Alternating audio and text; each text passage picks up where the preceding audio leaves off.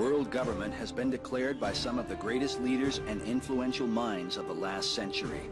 The focus of their desire is supposedly world peace. 1992, Strobe Talbot, President Clinton's Deputy Secretary of State, was quoted in Time magazine saying, "In the next century, nations as we know it will be obsolete. All states will recognize a single global authority. National sovereignty wasn't such a great idea after all." James Warburg of the Council on Foreign Relations, while speaking to the Senate Foreign Relations Committee on February 17, 1950, said, "We shall have world government whether or not we like it. The question is only whether world government will be achieved by consent or by conquest." An early warning against the tone of this movement was sounded by Congressman Larry P. McDonald, who even named some of those he deemed responsible when he said, "The drive of the Rockefellers and their allies is to create a one-world government, combining super-capitalism and communism under the same tent, all under their control. Do I mean conspiracy? Yes, I do. I am convinced there is such a plot, international in scope, generations old in planning, and incredibly evil in intent." Arthur Schlesinger, Jr., in the July-August 1995 issue of Foreign Affairs said, "We are not going to achieve a new world order without paying for it in blood as well as words and money."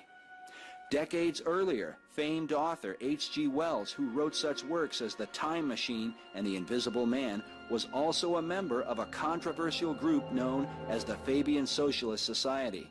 While his science fiction books are well known, Wells also wrote a little-known work titled The New World Order, published in 1939. In it he states, "Countless people will hate the New World Order and will die protesting against it." When we attempt to evaluate its promise, we have to bear in mind the distress of a generation or so of malcontents, many of them quite gallant and graceful-looking people. So affected was he by his research on the subject that author Ralph Epperson compared the New World Order to George Orwell's 1984. He said, "It might have been George Orwell in his book 1984 that best summarized what the New World Order had in store for the world when he wrote, 'If you want a picture of the future, imagine a boot stamping on a human face forever.'" While the quote that seems to consolidate them all comes from Robert Mueller, former Assistant Secretary General of the United Nations, who said, "We must move as quickly as possible to a one-world government, a one-world religion, under a one-world leader." As to what manner of leadership is under consideration, consider this quote from Paul Henry Spaak, the former Secretary General of NATO, who in 1957 said, "What we want is a man of sufficient stature to hold the allegiance of the people and to lift us out of the economic morass into which we are sinking. Send us such a man, and be he God or the devil, we will receive him." 1968, the Associated Press reported that New York Governor Nelson A. Rockefeller says as president he would work toward international creation of a new world order.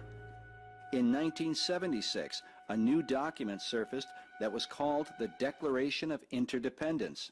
It was signed by 32 U.S. senators and 92 representatives in Washington, D.C.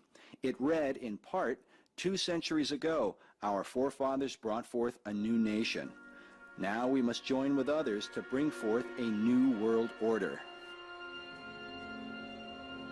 And Henry Kissinger, in an address before the United Nations in 1975, said, "So we say to all peoples and governments, let us fashion together a new world order." In 1994, Kissinger stated that the New World Order cannot happen without U.S. participation, as we are the most significant single component.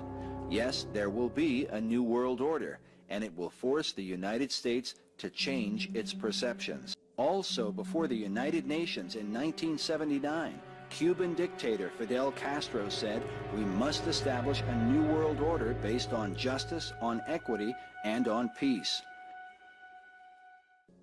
Mikhail Gorbachev, the former leader of the Soviet Union, made this rather disturbing association when he said, "We are moving toward a new world order, the world of communism. We shall never turn off that road." Perhaps most troubling of all is this quote from Adolf Hitler during the Second World War, who said, "National Socialism will use its own revolution for the establishing of a new world order." John F. Hyland, the mayor of New York from 1918 to 1925, said, "The real menace of our republic is the invisible government, which like a giant octopus sprawls its slimy length over our city, state, and nation."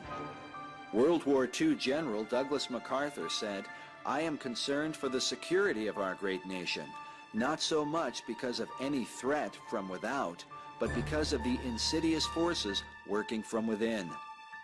Supreme Court Justice Felix Frankfurter is quoted saying, "The real rulers in Washington are invisible and exercise their power from behind the scenes."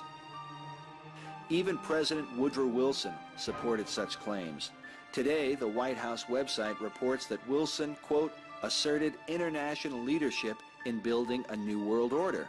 However, in 1913, Wilson wrote these words in a work titled The New Freedom. He said, "Some of the biggest men in the United States are afraid of something. They know that there is a power somewhere so organized, so subtle, so watchful, so interlocked, so complete, so pervasive, that they had better not speak above their breath when they speak in condemnation of it."